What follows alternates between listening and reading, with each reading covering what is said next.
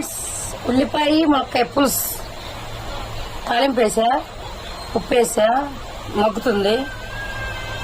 తర్వాత చింతపండు పులుసు పెడతా, బరాబర్గా అయిపోద్ది. ములక్కాయ పులుసులో కారం వేస్తాను ఫ్రెండ్స్. కారం వేసేసి కొద్దిసేపు మగ్గినాక చింతపండు పులుసు పిండుతా.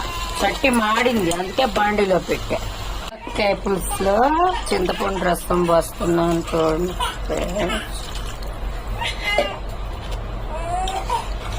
కొంచెం ఉడకనిస్తాం. ఇంకేం లేదు, ఉల్లిపాయలు ములక్కాయ పులుసు అయిపోయి. టమాటా కూడా ఇలా మా అత్తకి ఎట్టయితే ఇష్టం అంట, ఇలా ఉండమని చెప్పింది వాళ్ళ అత్తయ్యకి.